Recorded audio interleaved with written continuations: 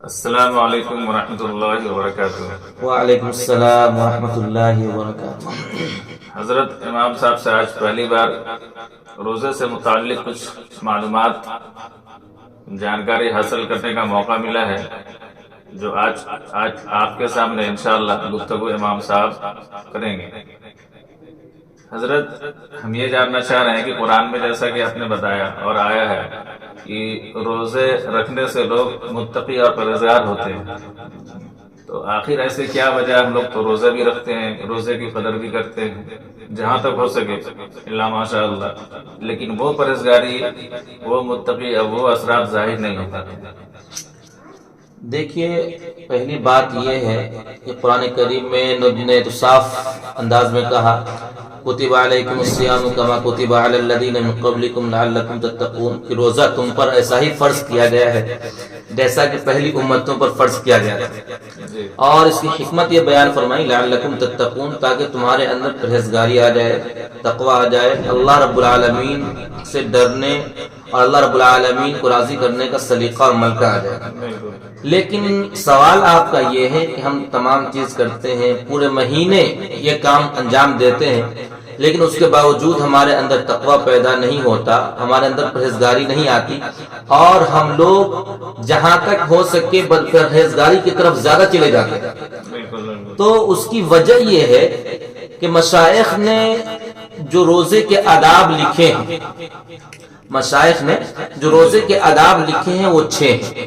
جب تک ہم ان 6 امور کا اہتمام نہیں کریں گے، جن چیزوں سے بچنے کے لیے کہا گیا ان سے نہیں بچیں گے، اور جن چیزوں کو کرنے کا حکم دیا ہے ان کو نہیں کریں گے، تو یقین جانیے کہ نبی پاک صلی اللہ علیہ وسلم کی حدیث ہے رب الصائم، کہ بہت سے روزے دار ایسے ہیں لیس من صیامہ، کہ اس کو دن بھر روزہ رکھتے تو ہیں لیکن اس کو بھوکے پیاسے رہنے کے علاوہ کچھ نہیں ملتا۔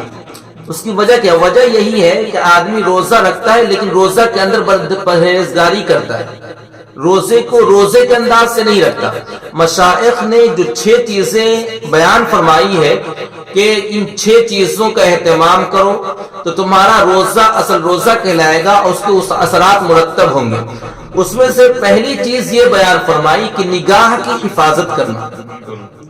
اور آج ہمارے معاشرے میں دیکھ لیجئے کہ جب ہم روزہ رکھتے ہیں تو صبح سحری کیے، نماز پڑھے یا نہ پڑھے، ہم لوگوں کا جو رویہ ہے ہم دیکھتے ہیں، اس کے بعد دن بھر بھوکے پیاسے رہتے ہیں، لیکن جب مغرب کا وقت ہونے سے 1-1.5 گھنٹہ قبل کسی چوراہے پر بیٹھ جائیں گے، کسی دکان پر بیٹھ جائیں گے، اور ہم لوگوں کا معاملہ ہوتا ہے ہم ہر آنے جانے والی اجنبی عورت کو، خواتین کو، لڑکیوں کو تاکتے رہتے ہیں، تو ہماری نگاہوں کی بد پرہیزگاری ہوتی رہتی ہے، جس کی وجہ سے ہم روزے کو کما حق ادا نہیں کر پاتے، روزے کا حق جس کے اثرات روزے کا مرتب نہیں ہوتا۔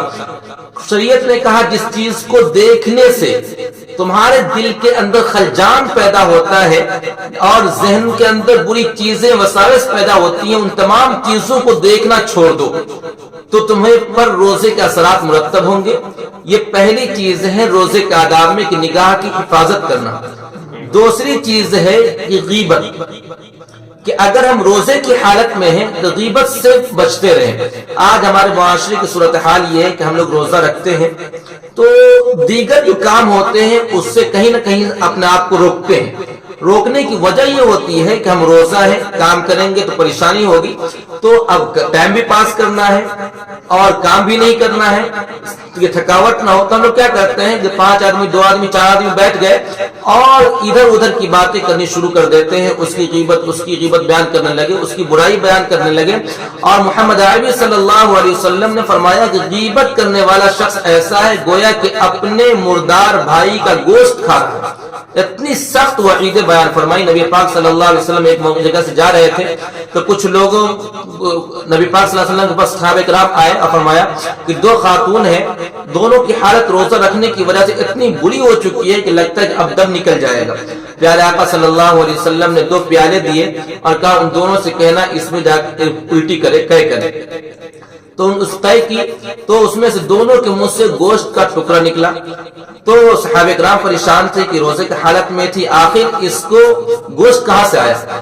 تو صحابہ کرام نے عرض کیا، رسول اللہ صلی اللہ علیہ وسلم نے فرمایا کہ انہوں نے سحری تو حلال رزق سے کی تھی، اللہ رب العالمین نے جن اشیاء کو حلال کیا ہے ان سے سحری کی اور روزہ بھی رکھا، لیکن روزے کی حالت میں غیبت کی ہے، جس کی وجہ سے جو چیز حلال نہیں ہے، حرام ہے، انسان کا گوشت حرام ہے، وہ چیز اس کے دانتوں میں اٹکا ہوا ہے، جس کی وجہ سے روزہ اس کو اتنی شدت کی لگی کہ گویا کہ ایسا محسوس ہو رہا ہے کہ جان نکل جائے گی. تو اگر ہم چاہتے ہیں کہ روزے کے اثرات مرتب ہوں تو ہمیں چاہیے کہ ہم نگاہ کی بھی حفاظت کریں، غیبت سے بھی بچتے رہیں، تاکہ روزہ بھی ہم پر بار محسوس نہ ہو، بوجھ محسوس نہ ہو. تیسری چیز یہ ہے کہ ہم لوگ روزہ رکھتے ہیں لیکن روزے کی مقصد کو فوت کر دیتے ہیں کہ سحری میں اتنی مقدار میں کھاتے ہیں کہ حفظ ما تقدم کے طور پر اتنی کھالی کہ ظہر تک کھٹی کھٹی ڈھکاریں آتی رہتی ہیں.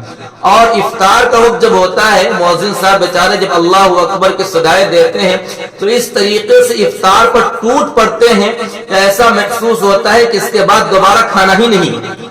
گویا کہ سحری میں حفظ ما تقدم کے طور پر بہت زیادہ کھا لیتے ہیں اور افطار میں تلافی مافات کرتے ہیں اور اتنے زیادہ کھاتے ہیں کہ نماز پڑھنے میں بھی دشواری ہوتی ہے. تو یہ چیزیں ہیں جس کی وجہ سے ہم روزے کے اثرات اور روزے کے جو برکات ہم پر اترنے تھے اور اس کے اثرات مرتب ہونے تھے وہ نہیں ہو پاتے ہیں. اس لیے ان چیزوں سے اپنے آپ کو بچائیں. سحری کا مطلب ہے صبح کا تھوڑا سا کھانا جو سنت ہے، نبی پاک صلی اللہ علیہ وسلم نے فرمایا سنت، جیسے برکت کا کھانا کا فرمایا تھا، وہ برکت کے طور پر تھوڑا سا کھا لیں. افطار میں تھوڑا سا کھائیں تاکہ دن بھر میں بھوک کا احساس ہو. روزہ رکھنے کی جو اصل حکمت ہے، مصلحت ہے، وہ یہی ہے کہ تقوی پیدا ہو جائے، کہ نفس ٹوٹے. جب نفس ٹوٹے گا تو بد پرہیزگاری جو ہے وہ ختم ہو جائے گی، وہ دور ہوگی. تو اللہ رب العالمین سے دعا کریں کہ اللہ رب العالمین ان باتوں پر جو بات کہی گئی ہے ان پر عمل کرنے کی توفیق عطا فرمائے، اس کے مطابق روزے کو روزے کے انداز میں رہنے کی توفیق عطا فرمائے. اللہ رب العالمین سے دعا کریں کہ اللہ رب العالمین ہم لوگوں کو کہنے سننے سے زیادہ عمل کرنے والا بنائے. آمین.